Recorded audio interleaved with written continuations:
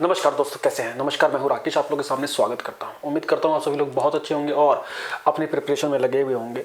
चलिए सेशन को शुरू करते हैं। और बहुत ही इंपॉर्टेंट वीडियो है ये, खासतौर से यूपी पीसीएस जैसी परीक्षा के लिए, या आप किसी भी बड़े एग्जाम की तैयारी कर रहे हैं, आरओ या जीआईसी में जो आपका पीजीटी लेक्चरर है, उसके लिए जीएस का एक कोई इंपॉर्टेंट पोर्शन है, खासतौर से पीसीएस के लिए बहुत इंपॉर्टेंट है। और आज का टॉपिक हमारा ही है एनवायरमेंट का ये बेसिकली दूसरा लेक्चर है पीसीएस 2021 के अंतर्गत, जिसमें हम लोग देख रहे हैं बायोडाइवर्सिटी, जैव विविधता संरक्षण के ऊपर कुछ इंपॉर्टेंट चीज़ें। पहले वीडियो में हम लोगों ने बायोडाइवर्सिटी कंजर्वेशन, जैव विविधता संरक्षण के अंतर्गत नेशनल पार्क और उसके नियम कानून देखे थे, किस प्रकार से वो काम करते हैं, क्या उसके नियम होते हैं और कैसे किसी क्षेत्र को राष्ट्रीय उद्यान या नेशनल पार्क का दर्जा दिया जा सकता है। ठीक उसी प्रकार से हम लोग आज इस कड़ी में आगे की ओर देखेंगे। और बायोडाइवर्सिटी कंजर्वेशन आपको पता है कि इसकी नीड क्यों है, कितना जरूरी है, पहली वीडियो जरूर देख लीजिएगा, आपको उसका कंसेप्ट क्लियर हो जाएगा। और आज इसमें देखते हैं बहुत ही इंपॉर्टेंट कंसेप्ट जो कि पेपर में लगातार पूछा जाता है, वो है बायोस्फीयर रिजर्व। क्या होता है ये?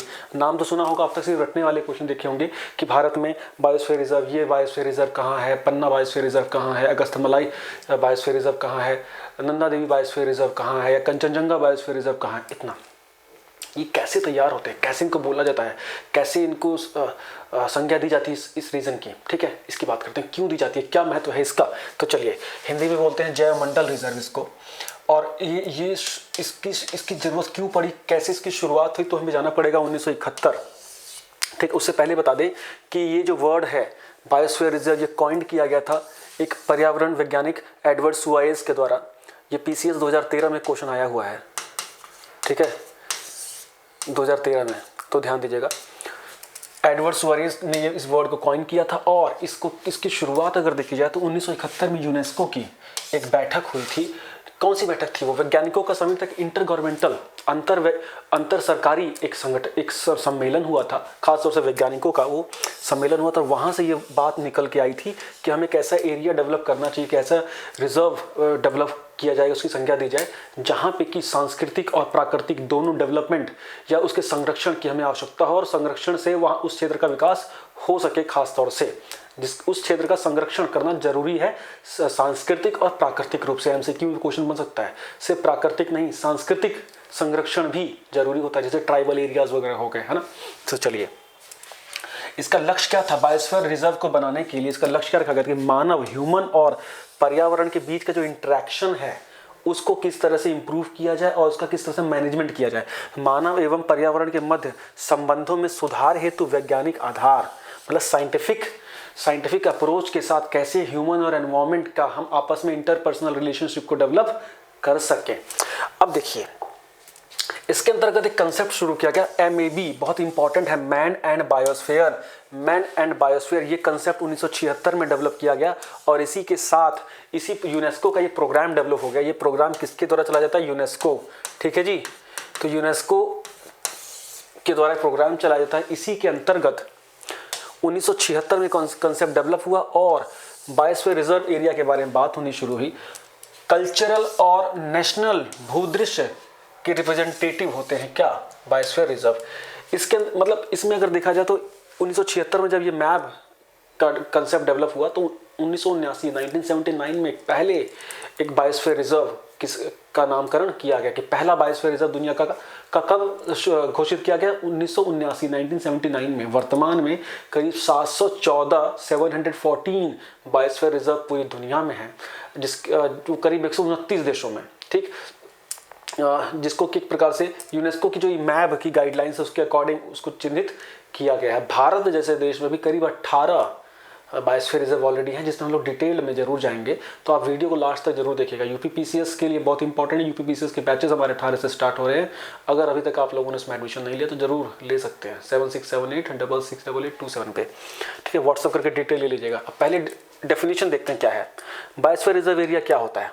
ऐसा एरिया जहाँ कल्चरल, जहाँ सांस्कृतिक और नेचुरल, है ना, पूरा एक रिप्रेजेंटेशन मिले, है ना, लैंडस्केप का। इसके अंतर्गत आए एरिया के किसी भी इकोसिस्टम, मतलब परितंत्र और उसके नेचुरल हैबिटेट के सभी घटकों का प्रबंधन और संरक्षण किया जाता है। मतलब वहाँ जो जीव जंतु हैं, जो वनस्पति हैं, जो बायोटिक अबायोटिक दोनों जो हिस्से हैं उनका, चाहे वहाँ की मृदा हो, चाहे वहाँ का जल हो, सबका संरक्षण किया जाए, है ना, किया जाता है। और सांस्कृतिक रूप से भी उसको संरक्षित किया जाता है। वो एरिया कहलाते हैं बायोस्फीयर रिजर्व। अब देखिए, बायोस्फीयर रिजर्व की घोषणा उस देश की सरकार के द्वारा किया जाता है। भारत में कौन सा एरिया बायोस्फीयर रिजर्व बनेगा, इसकी घोषणा यूनियन गवर्नमेंट के द्वारा की जाती है। एक बात, वर्तमान में दुनिया भर में 714 मैंने बता दिया है बायोस्फीयर रिजर्व में, भारत में 18 हैं। ठीक, ये देख लेना है जिसमें बायोस्फीयर रिजर्व है। ठीक है, एक और बात है कि जिस देश में बायोस्फीयर रिजर्व होता है उस पर उसी देश का ही सॉवरेनिटी होती है, उसी देश का ही अधिकार होता है। ऐसा नहीं किसी बाहरी या किसी अन्य संस्था के हिस्से में चला जाएगा वो और उसकी मॉनिटरिंग कोई और करेगा, वो देश की संस्थाएं ही उस पर करती हैं। ठीक, अब इसके अंतर्गत एक और अंतर्राष्ट्रीय संस्था है जो यूनेस्को के तहत अधीन आती है, वर्ल्ड नेटवर्क ऑफ बायोस्फीयर, है ना, यूनेस्को का जो मैब का प्रोग्राम है ना, मैन एंड बायोस्फीयर प्रोग्राम, इसके तहत ये नेटवर्क जारी किया गया है। नेटवर्क में जो दुनिया के 714 बायोस्फीयर रिजर्व है ना, इनमें से कुछ बायोस्फीयर रिजर्वों को पिक किया जाता है, चुना जाता है और उनको विश्व बायोस्फीयर रिजर्व नेटवर्क में शामिल किया जाता है। वर्तमान में भारत के कितने बायोस्फीयर रिजर्व जो 18 में से वो इस नेटवर्क में शामिल है यूनेस्को के? 11। कितने हैं? 11। पहले 10 थे और 11वां 2018 में कंचनजंगा को इंक्लूड किया गया है। इसको जरूर ध्यान आप लोगों को देना है। अब किसी भी एरिया में को हम लोगों ने किस आधार पर बायोस्फीयर रिजर्व की संज्ञा दी? जहाँ पे कि नीड महसूस होती है कि वहाँ के सांस्कृतिक और प्राकृतिक प्रवास को हमें बचा के और संरक्षित करके रखना है और उसको पूरी प्रकार से संरक्षित किया जाता है, कर दिया गया। अब उसमें एक्टिविटी को किस तरह से मॉनिटर किया जाएगा, इसके लिए पूरे बायोस्फीयर रिजर्व को 3 हिस्सों में बांटा जाता है। मेन कोर मतलब क्रोड, उसके बाद बफर जोन और फिर एक ट्रांजिशन जोन। ठीक है जी, वहाँ चलते हैं। देखिए, अच्छा पहले इससे पहले ये देख लेते हैं कि इसका नीड क्या है। बायोस्फीयर रिजर्व बना दिया तो क्या काम है? मान लो कोई एरिया बायोस्फीयर रिजर्व है तो उसको क्या लक्ष्य है? अब इसके पहला है कि उसका विकास करना है, उसका डेवलपमेंट रोल करना है, उसका विकास करना है, उसके संरक्षण के साथ साथ उसमें कुछ ऐसी एक्टिविटीज़ करनी है जिससे वहाँ की चीज़ों का डेवलपमेंट हो सके। दूसरा है संरक्षण का काम। संरक्षण उस क्षेत्र के जितने भी जेनेटिक मटेरियल है, जितनी भी जैविक चीज़ें, जेनेटिक चीज़ें हैं, उनका संरक्षण किया जाए, पूरे इकोसिस्टम का संरक्षण किया जाए। तो देखो, बायोस्फीयर रिजर्व बनाने के 3 लक्ष्य, पहला है कि संरक्षण, दूसरा है विकास और तीसरा है लॉजिस्टिक रोल। मतलब कि लॉजिस्टिक मतलब international network for research and monitoring. मतलब वहाँ पे ऐसा माहौल तैयार किया जाए कि जहाँ पे वहाँ पे रिसर्च हो सके, वहाँ पे डाटा का आदान प्रदान हो सके, रिसर्च डॉक्यूमेंट्स का आदान प्रदान हो सके और उस क्षेत्र को खास तौर से एनवायरमेंट कंजर्वेशन के लिए की जाने वाली जो बड़ी बड़ी रिसर्च हैं, डेवलपमेंट्स हैं, उसके तहत उसको यूज़ किया जा सके। तो बायोस्फीयर, किसी भी क्षेत्र को बायोस्फीयर बनाने से ये 3 लाभ होते हैं। संरक्षण होता है, रिसर्च में फ़ायदा मिलता है और उस क्षेत्र का विकास होता है, उसके इर्द गिर्द के क्षेत्र का। अब देखिए, जैसा मैंने बताया था आप लोगों को कि किसी बायोस्फीयर का स्ट्रक्चर कैसा होता है, तो पहला होता है इसका कोर भाग। देखो ये हिस्सा है, जो ये रीजन है ना, ये होता है किसी मतलब पूरा बायोस्फीयर है तो ये रीजन होता है कोर रीजन, जहाँ पे बिल्कुल जैव विविधता सबसे ज़्यादा होती है और जिसको संरक्षित रखना बहुत ज़्यादा जरूरी है।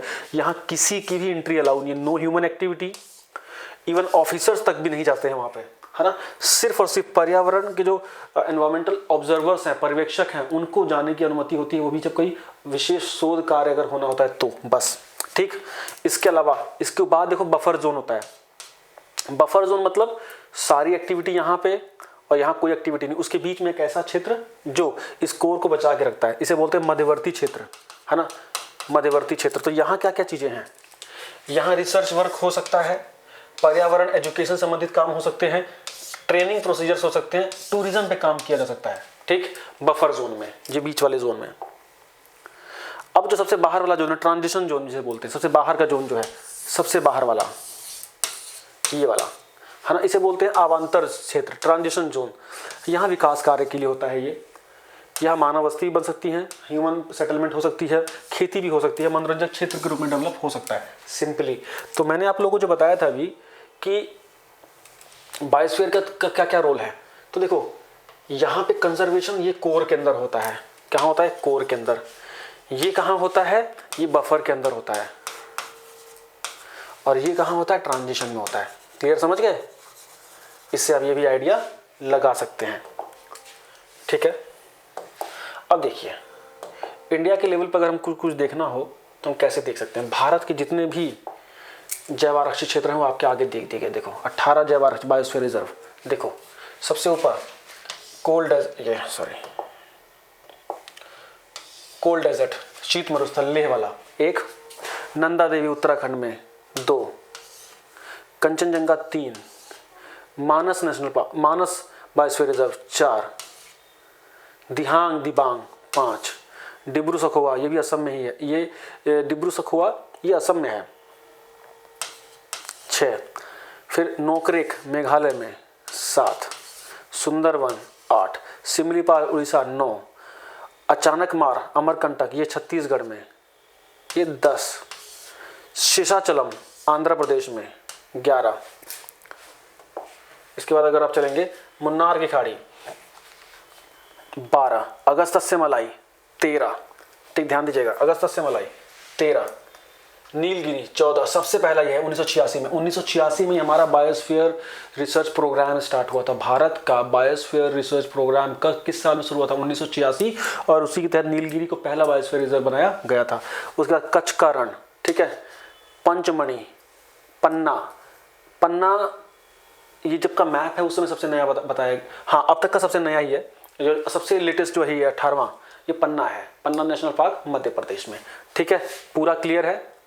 अब इस साइड मैंने देखो क्या लिखा हुआ है, इस साइड वो एरियाज लिखे हुए हैं जो कि हमारे भारत के बायोस्फीयर हैं, जो कि वर्ल्ड नेटवर्क में शामिल है, यूनेस्को के वर्ल्ड नेटवर्क में शामिल है। कितने बताए थे? 11। उसमें नीलगिरी शामिल है, मुन्नार शामिल है, सुंदरवन, नंदा देवी, नोकरेक, पंचमढ़ी, सिमलीपाल, अचानकमार जो कि छत्तीसगढ़ में है, ग्रेट निकोबार अंडमान निकोबार में, अगस्त्य मलाई, और लास्ट वाला कंचनजंगा 2018 में, ठीक है जी, ध्यान दीजिएगा, ये बहुत इंपॉर्टेंट है। इसकी पीडीएफ में डाल दे रहा हूँ ग्रुप में, और मेरे हिसाब से अब आपको बायोस्फीयर रिजर्व, नेशनल पार्क, इनके डिफरेंस धीरे धीरे आने शुरू हो जाएंगे। इसकी नेक्स्ट वीडियो में marine protected area, wild life sanctuaries बता के चीज़ों को डन करेंगे, फिर आगे की ओर बढ़ेंगे। Thank you so much. मिलते हैं हम लोग जल्दी से, बाय बाय, थैंक यू।